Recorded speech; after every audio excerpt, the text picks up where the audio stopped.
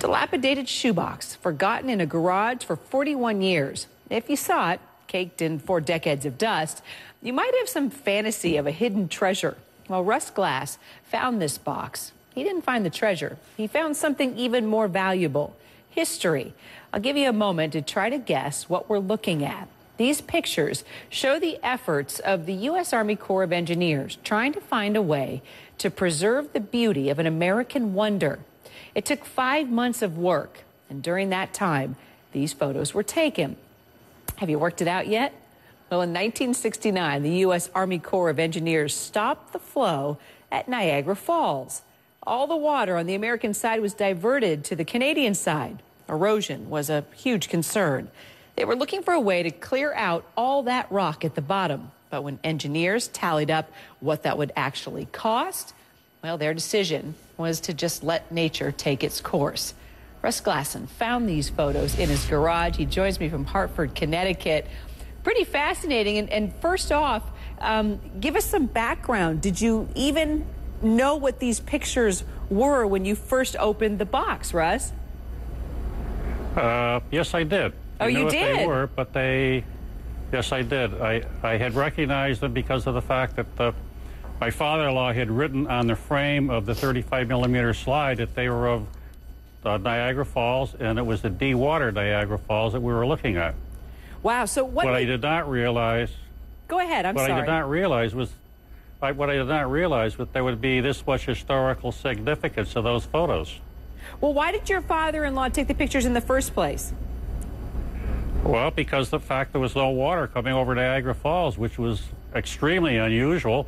It was just something he wanted to see. He decided to take a vacation trip up there and took a half a dozen photos. That's great. Okay, so let's talk about some of these photos. Which ones are the most interesting to you? There's about 3 or 4 I found to be extremely interesting. That will give you some perspective on the size and the scope of the falls without water. If you look at some of the pictures, you can see in the background of one of the images a crane that looks like a little tinker toy. You can see some other photos very near the precipice of the falls of an individual. There's practically a tiny dot in the foreground. And these were all taken from the Canadian side, right? No. No. A couple of them were taken from the American side. There were some close-up shots. They were off at an angle.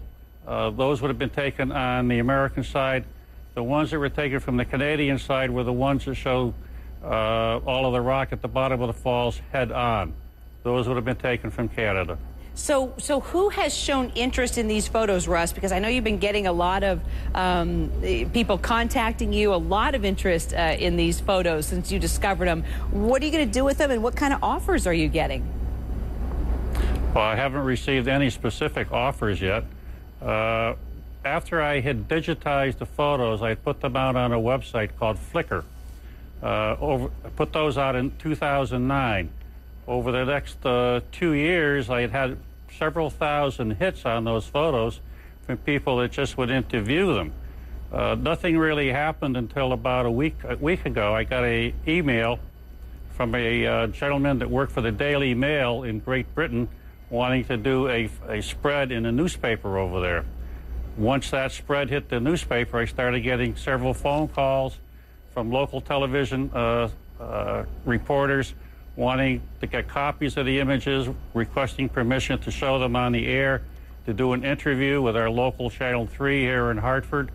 Rachel Maddow show called and also requested permission to use the photos, and a few other websites like Yahoo.com and MSNBC.com have put the photos out on their front page.